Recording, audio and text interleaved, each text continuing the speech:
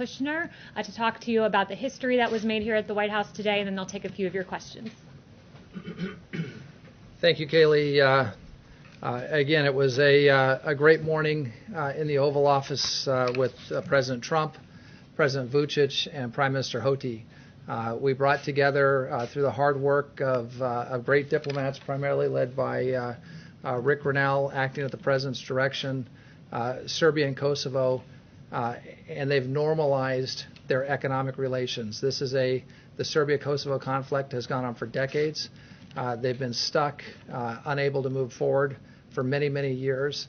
And the President, some time ago, decided that we needed to try something creative, try something new, break the deadlock, and try to move forward with the peace process with Serbia and Kosovo. To have the Prime Minister of Kosovo and the President of Serbia together in the Oval Office was something, given the history of those two countries and given the history of the United States with respect to Serbia and the conflict in the Balkans, is something that is quite remarkable. And to have this happen just in the shadow, a few days after Jared and I were on the flight from Ben Gurion Airport to Abu Dhabi International Airport, the first commercial flight between Israel and a Gulf Arab state, it shows the sort of momentum that's coming. One of the side benefits of the normalization of economic ties between Serbia and Kosovo was the establishment of diplomatic relations between Kosovo, a majority Muslim state, and the state of Israel. This is now the second time in less than a month that Israel has made peace with and has normalized its ties with a majority Muslim country. It's another really signal accomplishment of President Trump. The fact that this has happened on the heels of a peace agreement with the Taliban in Afghanistan, that it's happened in response on the heels of last year negotiating a ceasefire between the Kurds and the Turks. You're seeing a pattern here of the president being a true peacemaker, and there's been plenty of criticism of the administration. But what's been interesting to me is as the president has undertaken these historic initiatives and brought together a team to perform and deliver these accomplishments, others have even tried to take credit. I was just watching the vice president, without making a political comment, the vice president was welcoming these moves today. But these things could only happen under a Trump administration and under the president's leadership, peace through strength, foreign policy, and national security policy. He put the pieces in place, and now we're reaping the peace dividend. And it's happened to the Balkans, it's happened to the Middle East, and we have more to come. I'll leave some of that to Senior Advisor Kushner to address in a moment. So with those opening comments, I want to turn the time over to the Special Envoy for Serbia and Kosovo, the Presidential Envoy for Serbia and Kosovo, Ambassador Rick Grinnell. He'll have a few comments, and then we'll make ourselves available for some questions after Rick and Jared address you. Thank you very much. Thanks, Robert. I know there's a lot of reporters who have worked a long time in your industry, and for any reporter that has been working for more than 10 years, you will know this story. There was a terrible war, and this story has been lingering for decades. And so I really want to appeal to you all as journalists to dig deep on this story. This is one of those good news stories that I'm not asking you to do anything but look at the facts and look at really what's been happening here. We've been working very hard on this agreement for a long time. We had 3 agreements last year that went largely unnoticed by Washington reporters. And I just really have to say I think it's a shame when we talk a lot about symbolism and we don't dig deep on these stories that last 21 years. What we've been able to accomplish here by pushing the two parties together is truly historic. The way that this came about is that the politics were stuck. Everybody knows that. We've been fighting and talking about the same thing for decades. They have been fighting about the same symbolism, words, verbs, adjectives. It's been a nightmare. And what President Trump said to me was, they're fighting politically about everything. Why don't we give it a try to do something different and creative? Why not try to do economics first and let the politics follow the economics? That proved to actually be a formula that they were eager for. No one had been talking to them about this. We have an establishment foreign policy team in Washington, D.C. that literally keeps pounding the same meetings and issues over and over. I'm telling you that the only way that this agreement could have happened is from an outsider. All of the insiders in Washington said, you're not talking about recognition. You're not talking about this symbolic word. And what we tried to do is ignore that. And from an outsider perspective, go in and dig deep. I ask you to look at this agreement and see all of the details that have been hard-fought negotiated that will move both economies and the entire region forward. This is economic normalization. It's a first step.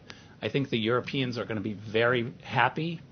We've been on the phone a couple of times with the National Security Advisor in Germany, the National Security Advisor in France to brief them. We briefed them on the strategy, and we are briefing them again today on the details of this agreement. This is something that I feel very strongly about. It will make Americans safer. It'll make American companies more prosperous.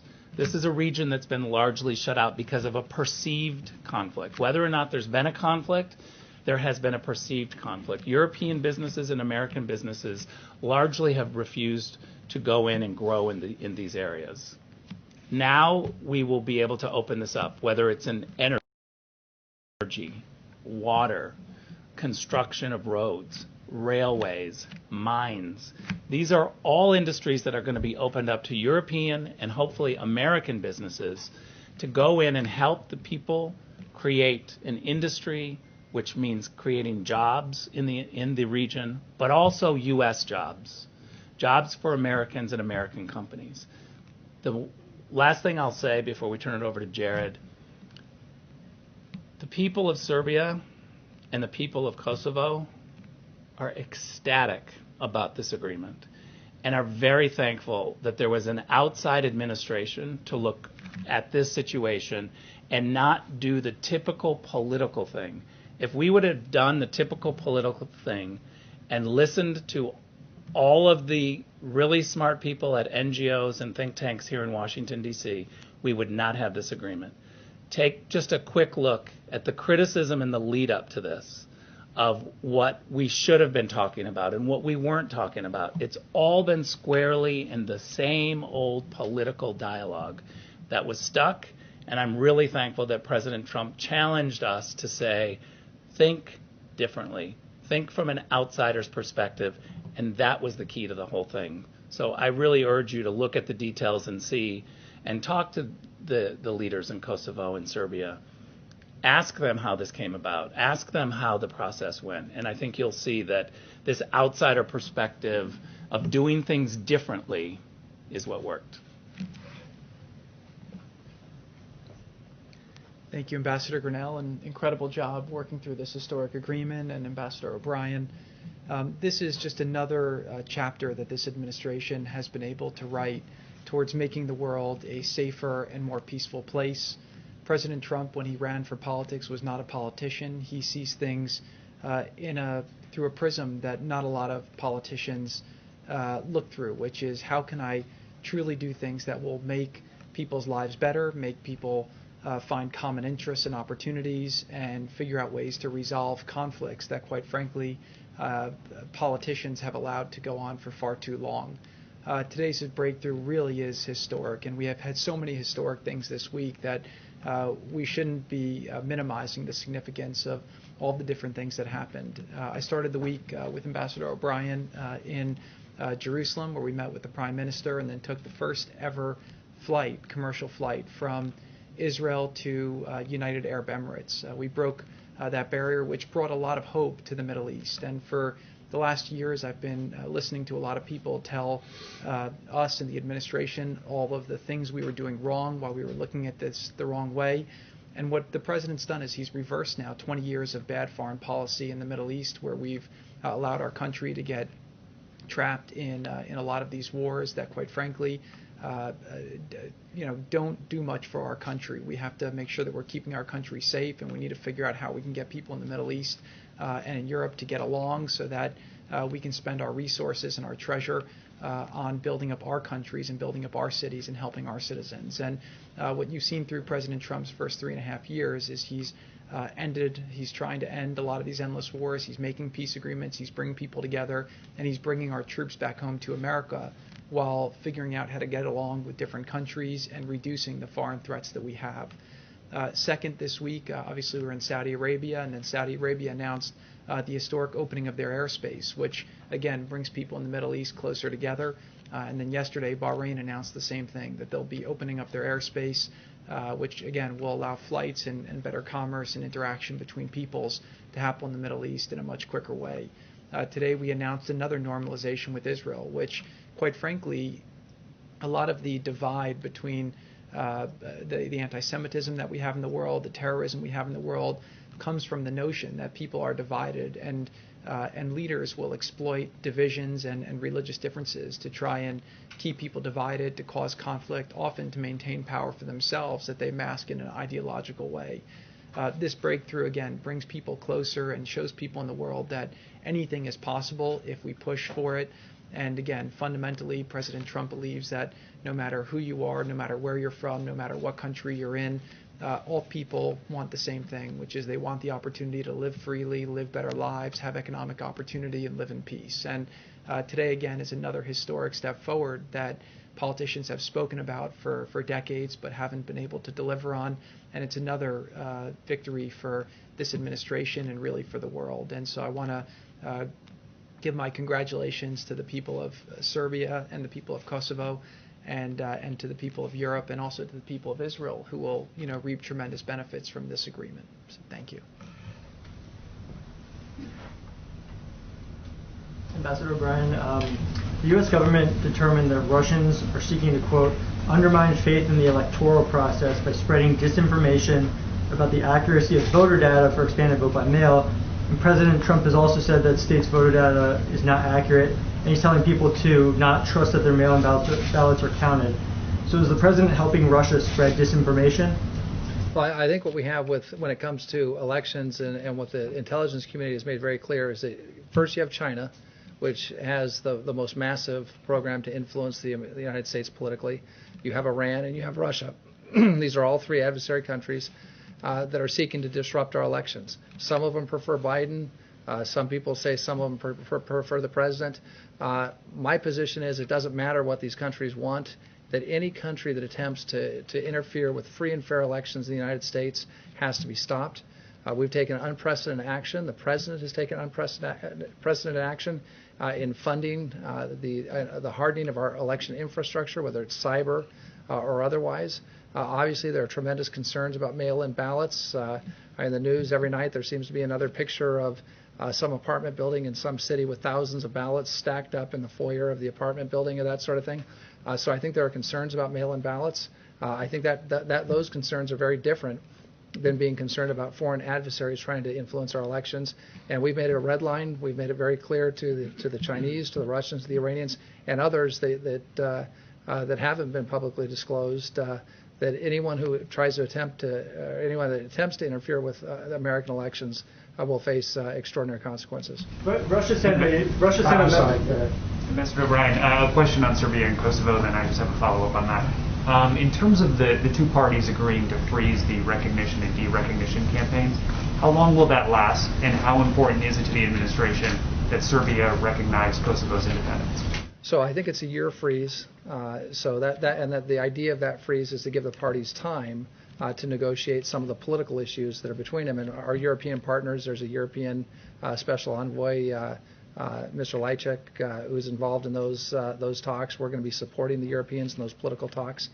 There are a lot of issues involved there, whether it's EU membership or mutual recognition. So there are a number of issues that the Serbs and Kosovars will address. We'll support the Europeans as they address those issues. What we wanted to do in this agreement was create some breathing space for the parties to engage in those without the back and forth campaign of recognition and derecognition. What's striking, though, is that as part of that deal, Kosovo was allowed, and I shouldn't say allowed, that Kosovo did make the decision as a Muslim majority country to normalize its relations with Israel, to recognize Israel, and to establish an embassy in Jerusalem, in the capital of Israel. And we appreciate the fact that the Serbs not taking a position on that. So although we're going to have a suspension of the derecognition campaign and the recognition campaign, it's two sides of the same coin for the next year, we were able to achieve, with the courage and bravery of the leaders of President Vučić and Prime Minister Houti and Prime Minister Netanyahu, we were able to achieve this very remarkable breakthrough. Again, the second time in now a month. It took, I think, 40 years to have two Muslim majority countries recognize Israel. Now we've had two Muslim majority countries recognize Israel in less than a month. So it's a remarkable achievement in the context of this overall freeze that will give the parties space to negotiate a deal. Just to follow up on what Ben was asking you, Attorney General Barr said earlier this week that he feels China is being more aggressive in meddling in the election than Russia is. Do you agree with that assessment? Yeah, I agree with him 100%. And then I just want to follow up on that, and then I've also got a question about Israel. Can you just characterize at this point the extent and the level to which both China, Russia, and other foreign countries are right now trying to spread disinformation about the 2020 campaign? Yeah, look, it's hard to know, what impact they can have or how they're spreading things. I think some of our tech companies are doing a good job in trying to police, whether it's Facebook or Twitter or others, are trying to police things in a way that they didn't before. Our intelligence community is doing a good job in trying to track these things. DHS, Department of Homeland Security, with increased funding from this administration, is doing a good job in hardening our infrastructure to make sure that whether it's cyber infrastructure or physical infrastructure, to make sure that we're not susceptible to having our the choice that the American people make on Election Day changed by some foreign party. There's always going to be propaganda. There's always going to be efforts to influence us. And again, we know that the Chinese have taken the most active role, but the Russians and the Iranians and other countries are involved as well. So we're going to keep monitoring it, and we're going to do everything we can to protect the sanctity of our election. That's the foundation of our democracy. That's what makes us America, and we're just not going to tolerate these other countries trying to get involved in our elections. In the Oval Office, just an Israel question. Can I? Sure, quick follow-up on Israel. Yeah, I want to make sure everyone gets a chance. The president had said in the Oval Office earlier that there are other Arab countries that are also interested in following in the UAE's footsteps. Can you talk about where we're at on that process, what countries are interested I'm going to turn in? that over to Senior Vice President Jared, who's just returned from the region and maybe able to give you some background there. Thank you. I'm not going to give as much background, but bottom line is when we did the Israel-United Arab Emirates deal, that caught a lot of people by surprise because of the diplomacy that we were able to do was to keep things private. Obviously, we had some great discussions in the region, and we are hopeful that more people will want to move forward. I think a lot of the countries are quite envious of the opportunities that will now be available to the United Arab Emirates in terms of mutual investments, mutual tourism, investing in technology, security partnerships. So we're seeing that peace agreement actually starting to really pick up a lot of momentum, and the delegations that traveled with Ambassador O'Brien and myself had very, very fruitful discussions. I think both sides were surprised to see the eagerness of the other side to move forward, and the level of getting agreements adjudicated and completed is happening much quicker than people thought. Other countries, again, see the benefits of having a Middle East and that's united. And if you look at what President Trump did on his first foreign trip, he went to Saudi Arabia and he outlined very clearly what his strategy was going to be, what he saw as the challenges. And again, if you just go from that snapshot to now, 3.5 years later, you have a Middle East where ISIS is defeated, Iran has been significantly rolled back, the proxies that they've been funding that have been spreading terror and instability throughout the region are much shorter on cash than they were before. he's brought the different sides together. And one story that I think doesn't get enough attention is the fact that in the last election, a lot of what we were talking about was the spread of extremism through the internet, and then also the funding of terror groups. And President Trump on that first trip set up two different organizations in Saudi Arabia. One was the Counter-Terror Finance Organization that unified a lot of the Middle Eastern systems with our Treasury Department, and we got more transparency than we've ever had. That significantly reduced the amount of funding that's gone to terror groups over the last 3.5 years. The next thing we set up was the Counter-Extremism Center, which has been fighting the ideological battle online and has been making really a tremendous amount of progress towards reducing the misinformation that's been used to pervert a lot of the youth. So we're seeing a lot of progress in the Middle East, and I think a lot of countries at this point see it as an inevitability that they're going to have normal relations with Israel, and that in order for people to live better lives, it's not dissimilar to Serbia and Kosovo, where their leaders are coming together to realize that while there are differences, human beings want to get together, they want to have better lives and opportunity, and the more that the leaders in the Middle East, put old differences behind, they're creating a new opportunity for a new Middle East and a bright future where people can live securely, practice whatever religion they choose, respect each other, and have economic opportunity, which is critical towards people, seeing a pathway to a better life. Thank you. This is actually for Jared. With two questions, I'll just combine them to make this easier. With the election coming up in 2 months, I'm curious as to how you feel about what you've accomplished so far, but whether or not you feel pressure to get more done before November. And secondly, because I know you would have been part of these conversations at the time, I do want to ask you about that Atlantic report that we saw today and how in a 2018 planning meeting for a military parade, the president reportedly said he didn't want amputees there. He said nobody wants to see that. Have any of you, but particularly you, ever heard the president talk like that? The answer is no. Look, what I find in Washington is strange is sometimes you'll have a couple unnamed sources and then the media treats that as a panacea.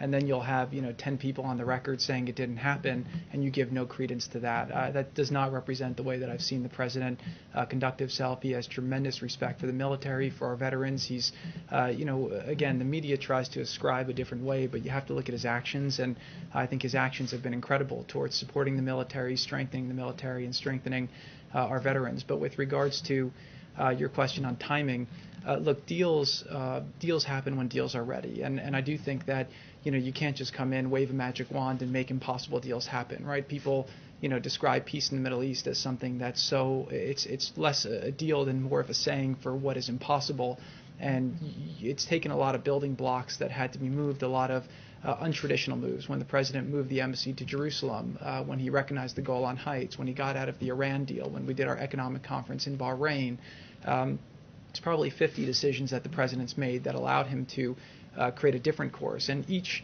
one along the way, you've had people like the magazine you mentioned before criticizing his foreign policy, saying it wasn't strategic, it didn't have a plan. But again, he's not a traditional Washington person, and the traditional Washington people have a track record of creating those wars that we have sent our soldiers to that have led to a lot of them getting killed or hurt. And President Trump's been ending those wars and bringing his soldiers back home. And so I would say deals happen when deals are ready. And the deal that you saw last week had nothing to do with the election. It had everything to do with the fact that it's time for the president to start harvesting some of the accomplishments that he spent years building the foundation in order to achieve. And what I would say too is that if you look at the world, foreign policy is a big chess game, and you have a lot of pieces all over the board in different places. And the president's been masterful with the way that he's built different relationships, taken some pieces off the board, created different issues in other places. And I think that he set the board up very, very well now to have continued successes in the years ahead. So obviously the voters will decide whether they give President Trump 4 more years. But if they do give him 4 more years, I think you'll see that Iran is in a much weaker position than they were 4 years ago. North Korea, we've had obviously a much better situation they had 4 years ago.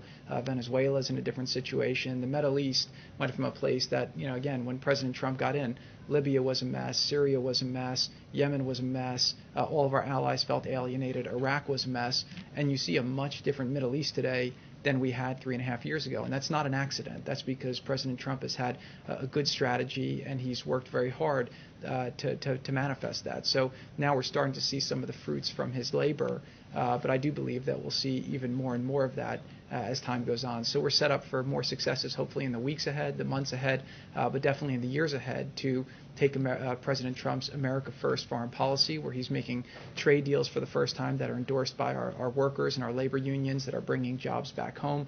He's representing our farmers, he's representing our ranchers, he's representing our manufacturers, and he's also ending these endless wars and figuring out how to bring our soldiers home and fighting the threats from overseas so that Americans can prosper here at home. Let me just weigh in for 1 second on your last question about the Atlantic article, which I thought was really a sad article for any magazine to have published. And while I wasn't in the meeting that's described there, I've worked for this president for 2.5 years, first as a hostage envoy and for the last year as national security advisor. In both those jobs, I've had to meet extensively with the president on military issues, whether it's a hostage rescue mission or how we're going to deploy our troops around the world. Look, in my current job, I have the sad duty of having to call him sometimes in the middle of the night if we lose a soldier, sailor, airman, or Marine in combat, which fortunately hasn't happened since February, or in a training accident. We've had some of those recently. And I can tell you how hard those calls are for me to make, but also for the president to receive. I've spent a bunch of time with the president on numerous trips to Dover, and seeing how he's been with the families of our fallen heroes for those dignified transfers. And I can tell you that's the toughest job any president has, is to go up to Dover and bring our fallen heroes home and mourn with their families and grieve with their families and comfort their families. And I think if you talk to any of them who had been there for the transfers when the president's been there, I've seen him send me to Dover. When he couldn't go because of scheduling issues or him being overseas, and asking me to represent him there. I've been with him at Walter Reed, where we've seen our wounded heroes, and the interaction between the president and our wounded heroes at Walter Reed is something that's pretty incredible to see. I can tell you when we discuss options, and sometimes we have to discuss military options for some of the foreign policy and national security issues that we face, the president will ask me, is there a way that we can do this without sending U.S. soldiers or sailors or Marines or airmen into harm's way? If we have to send them into harm's way, and it's going to be a tough situation, like the Baghdadi raid, for example, how do we make sure we protect them to the maximum extent available? And if that means putting 3 or 4 levels of air power over them, it means doing that. And the president is unstinting in what he's willing to provide to our troops. He's funded the military so that we can give them every tool necessary to accomplish our missions and come home safely.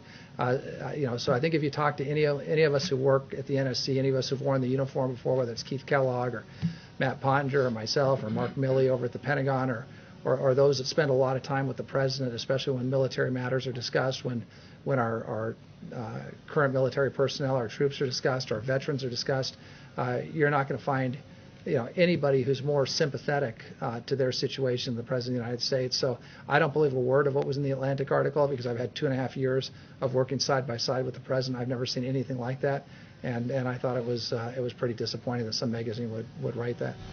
Ambassador O'Brien, on the topic of service members, first, thanks to all 3 of you for hosting this. Is the U.S. going to respond to Russia's recent aggression toward U.S. forces in Syria? Yeah, so one of the things that we do constantly is we respond to forces. We're operational security, OPSEC, is critical to us anywhere our soldiers, sailors, airmen, or Marine operate, whether it's in a maritime environment, on land, in the air. And we do see aggressive behavior from the Russians. We've seen that with some of the intercepts that we've seen. We've seen it over the past couple of years and how they've interacted with our naval vessels.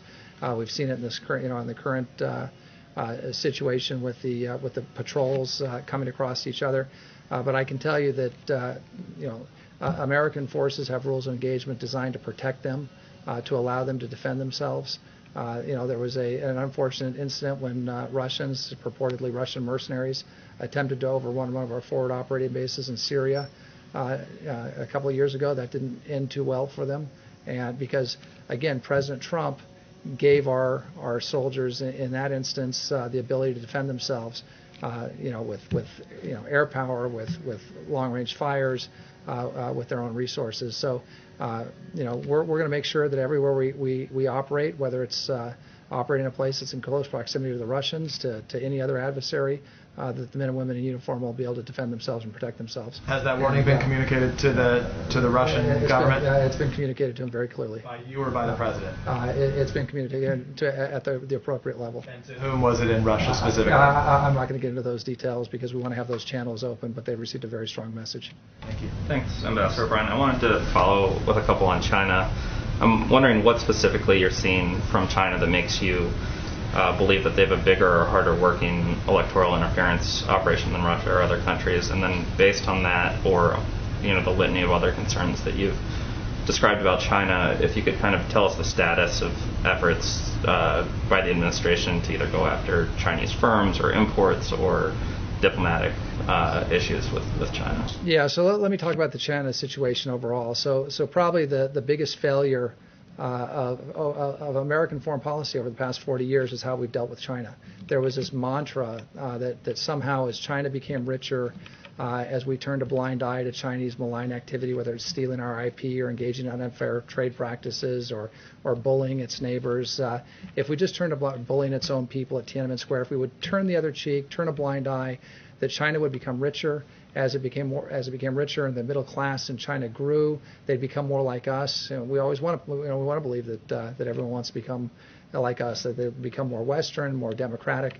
In fact, all the opposite occurred. China's human rights violations have gotten worse and worse over the years, whether it's the Uyghurs or religious minorities or their neighbors, the people who enjoyed democracy in Hong Kong until just recently, the bullying of Taiwan.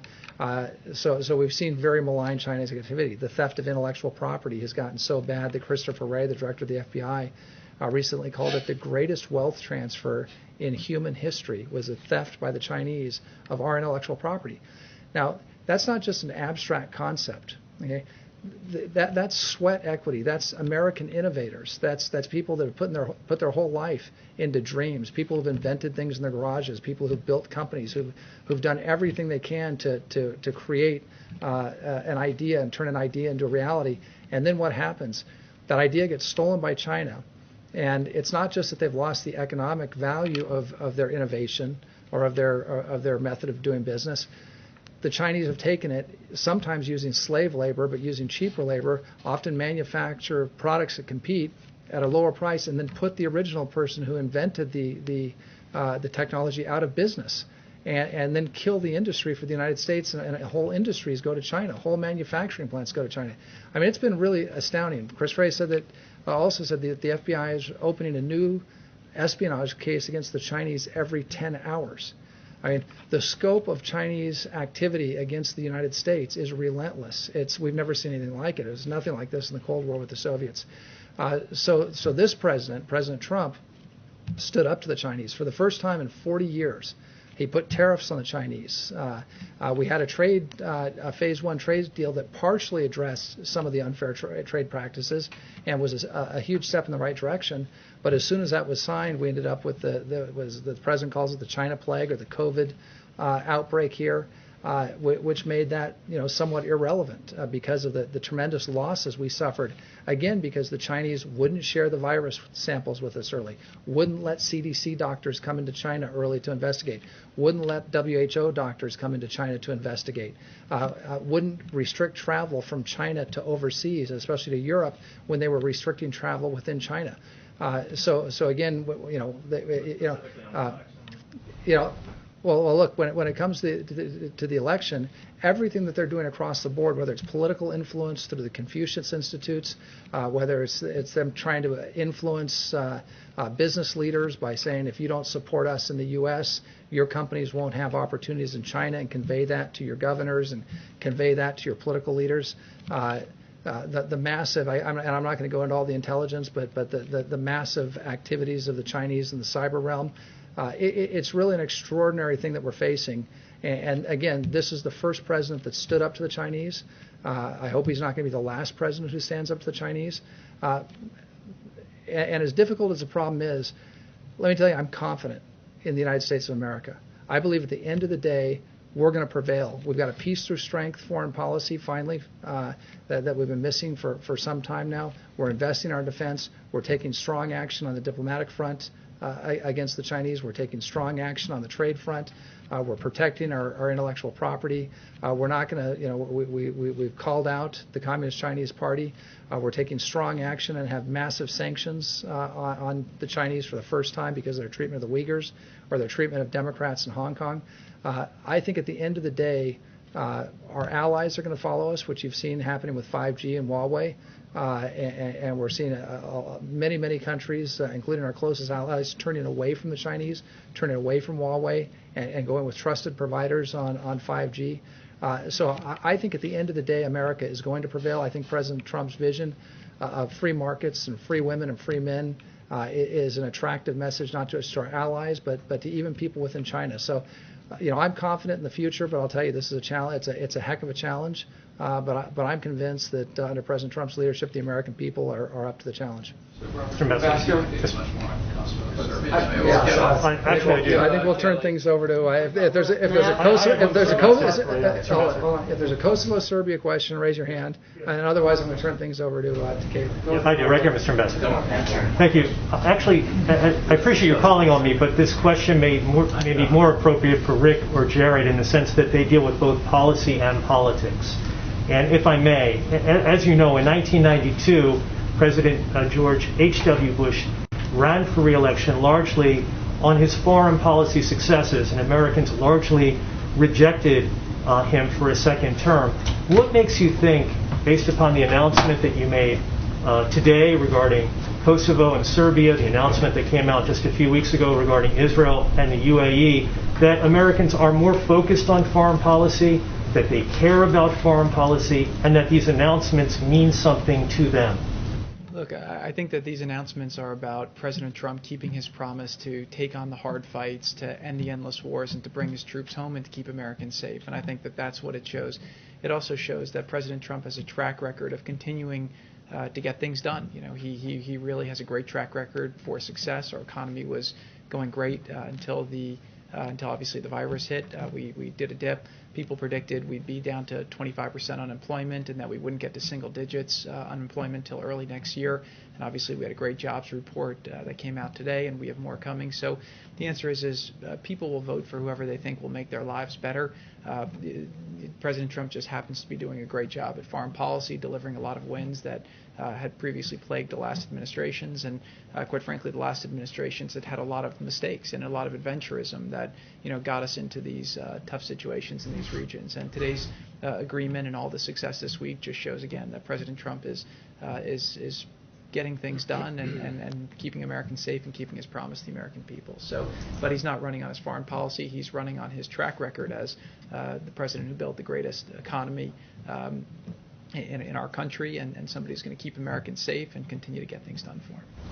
Another follow-up question for Kosovo, please. Ambassador Grinnell, clearly you were effective here as the special envoy to these talks between Serbia and Kosovo.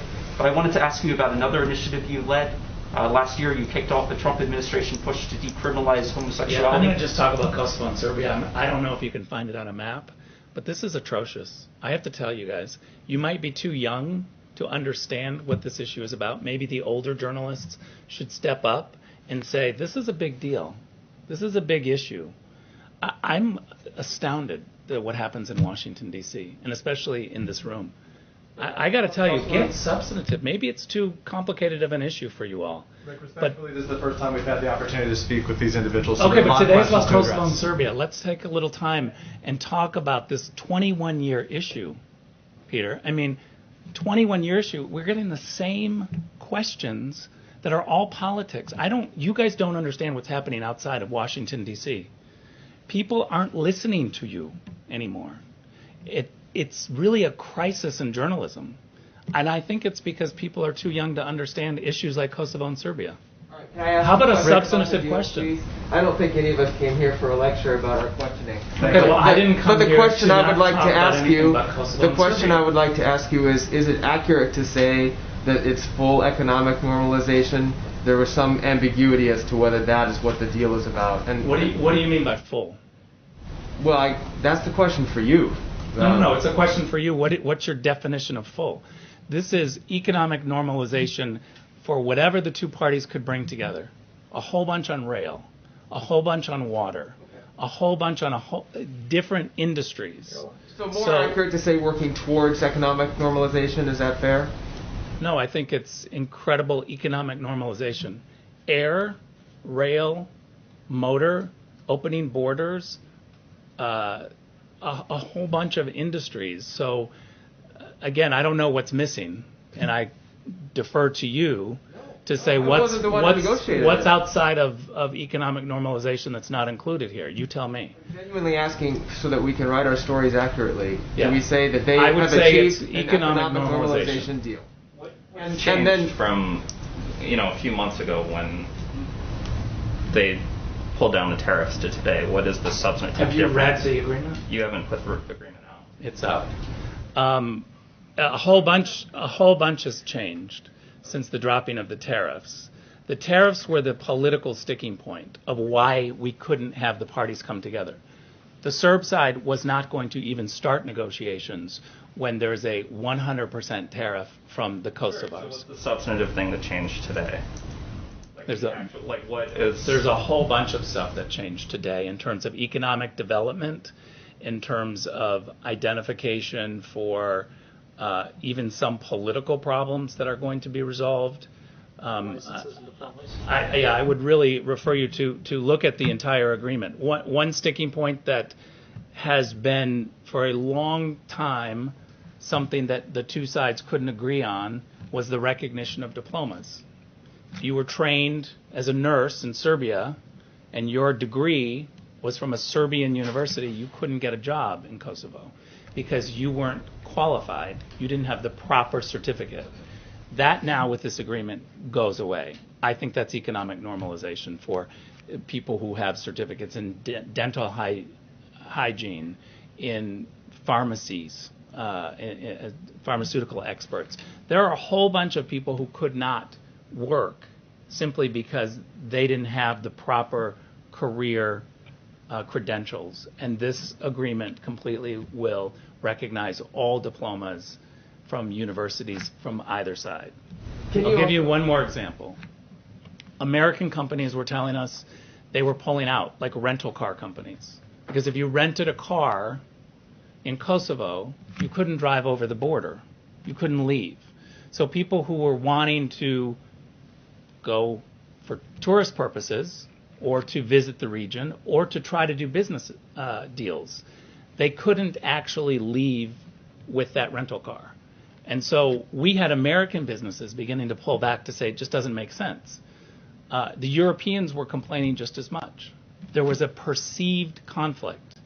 And I think what we have now with this historic air agreement, rail agreement, motor agreement, all of the things that they've committed to implement will create normalized commerce. And that is something that has never been tried. We have been stuck on literally verbs and symbolism in terms of negotiations on the politics. And we're going to try something new.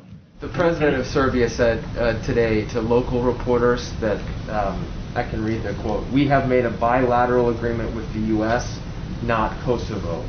Can you clarify what that means? Yeah, well, first of all, I would never try to clarify what President Vučić means when he's talking to the Serbian press. I can tell you what he said inside the Oval Office, which was that this was a historic agreement to normalize the region. He talked about the mini Schengen zone, which is now going to be an economic region. So I think it might have been lost in translation a little bit, but make no mistake that the agreement that they signed is definitely an agreement to expand commerce in the region.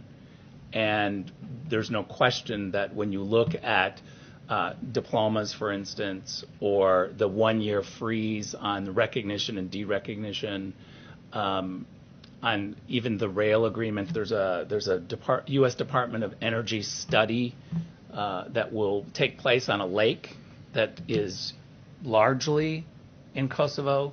A portion is in Serbia.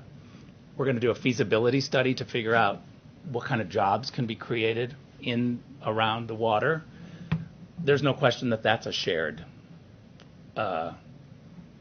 agreement. Did they sign an agreement with each other, or did they sign an agreement with the United States? They signed an agreement to work with each other. They didn't. They did not sign with the United States.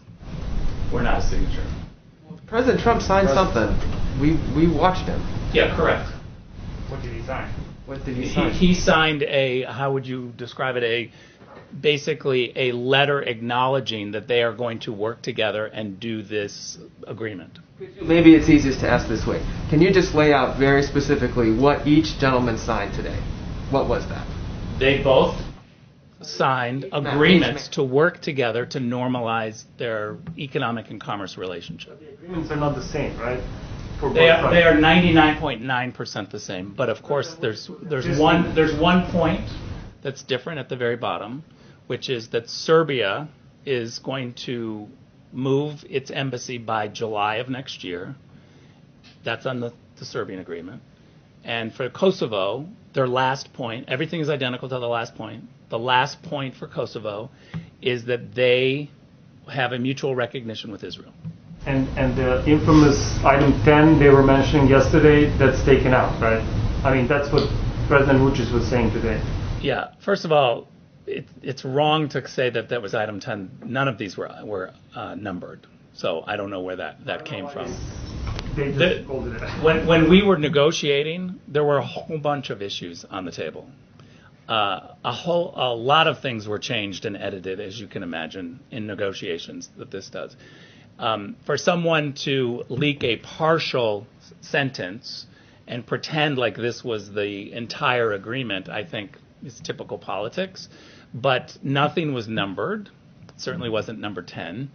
And nothing is agreed to until everything is agreed to. So something leaked out in terms of negotiation, but it was partial, and I think it was highlighted in a way that gave a false impression. Can I just ask one more thing? Maybe it's semantics, but we have been having this dilemma for quite a while now. When you say Shenzhen, do you think Shenzhen as in China's province, or Schengen like in Europe? Because we couldn't figure it out. Europe. So just to clarify, what did President Trump sign? So we're not a party to the agreement. And I guess this is super important to remember, is that we didn't come, and there's a whole bunch of conspiracy theories out there about what we were coming to the table with. We were not forcing the two parties to do anything. This was a real chance for the two parties to talk. We didn't have any grand scheme. We didn't have any absolute demands. We certainly didn't have, I don't even want to say the word of what some conspiracy theorists say about past agreements with land. It was never discussed in my presence. What the two parties did was agree to move forward economically. What President Trump signed is as a witness to say this is a great agreement and the United States is happy for it, right? Would you supports it? Yeah. Is that normal? The EU has tried and failed for the past 10 years to accomplish what your team is celebrating today. How confident, candidly, all of you, how confident are you that leadership in the EU, leadership around the world is looking at this as a template for success? Or is it going to take a whole generation of new leadership in order to kind of study what you have accomplished here and in the Middle East? So I really have to own this to say I think we all failed for the last 10 years. I wouldn't just put this on the Europeans. I would say that it's the establishment foreign policy thinking that has failed, both in Europe and here, Berlin, Paris, London, Washington, D.C. We had great support from the French and from the Germans to try this new way of economic development. And let's also be very clear, the Europeans have a lot of economic development that they can do, and they will do. The team is meeting on Monday in Brussels, and so there's a whole new aspect to this. And let me also just say on the question on this item 10, one of the reasons why we were willing to not talk about it here was because it's on the agenda Monday in Europe. And we're trying to team this with the Europeans to say, what can you do, what can we do to kind of move this forward? So on Monday, that issue will be dealt with very much in detail in Brussels. And so I felt confident that we could kind of let and work with the Europeans on this issue. And so that's why it was taken out. But at the end of the day, we need the Europeans. We need them to help on this issue. We will help them, but their calculus on the political side is a little bit different because both Kosovo and Serbia want EU membership. And so they're looking at this very long path of how to get into the EU. We're supportive of our European partners on their process, but we are not making any demands. We're not a member of the EU, so we don't have a seat at that table. But we certainly will help in any way possible. But that is a separate political process, I think, that also complicates it because of the EU membership rules and regulations and processes. Talk about the economic pattern of this. Yeah. Talk about the success of it. Thank you all very much. Have a great day, everyone. Thank you. Thank you guys very much. So the president is bringing back the hottest economy in modern history. Today's job numbers are proof. There were 1.4 million jobs added in August, beating expectations. Unemployment fell by 1.8%, also beating expectations. Now nearly 50% of job losses since March have been reversed, a clear V-shaped recovery. Also, I want to address what is quite clearly fake news. The story in The Atlantic has been categorically debunked by eyewitnesses and contemporaneous documents. The Atlantic claims, quote, when President Trump canceled a visit to the Aisne-Marne American Cemetery near Paris in 2018, he blamed rain for the last-minute decision, according to The Atlantic, saying the helicopter couldn't fly and that Secret Service wouldn't drive him there. Neither claim was true, says The Atlantic. That has been debunked. Behind me, you will see an email from one of the president's military aides that clearly reads, "We are a bad weather call for today's lift." The Atlantic reporting is based on 4 cowardly anonymous sources who probably do not even exist. Meanwhile, within hours, 10 sources, 10, went on the record debunking these lies, 8 with firsthand knowledge, stating on the record one common truth, that this story is false. It never happened. Adding to the 8 that were previously counted, I'm bringing you 2 new ones. One is from Derek Lyons, Staff Secretary and Counselor to the President, who says this: I was with the President the morning after the scheduled visit. He was extremely disappointed that arrangements could not be made to get him to the site and that the trip had been canceled. I have worked for the President for his entire administration. One of my responsibilities is working with him on the many letters he signs to the families of our nation's fallen heroes. In all my time at the White House, Derek writes, I have never heard him utter a disparaging remark of any kind about our troops. In my view, he holds the brave men and women of our armed forces in the highest regard.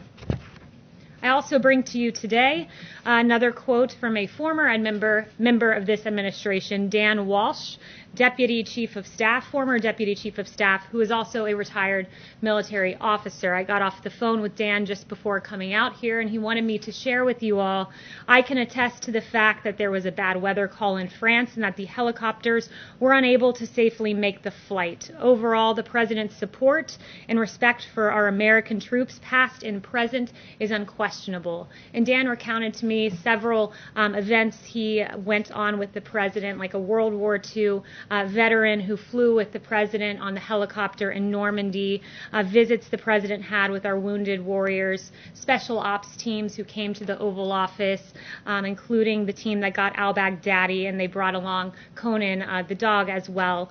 He met with families at the Army-Navy game. He does this routinely. And at the World Series, when he got an opportunity to go watch the Nationals, he brought veterans with him.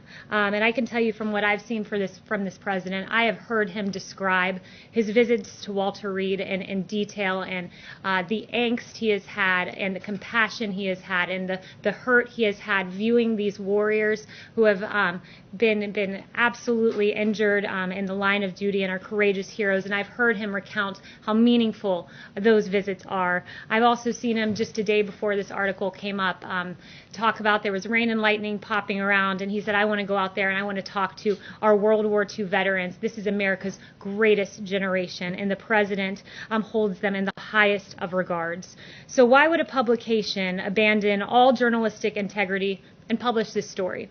It's because the liberal activists at the Atlantic are uninterested in the truth, and they are only interested in peddling conspiracy-laden propaganda. Because here is the one truth. No one, and I mean no one, loves and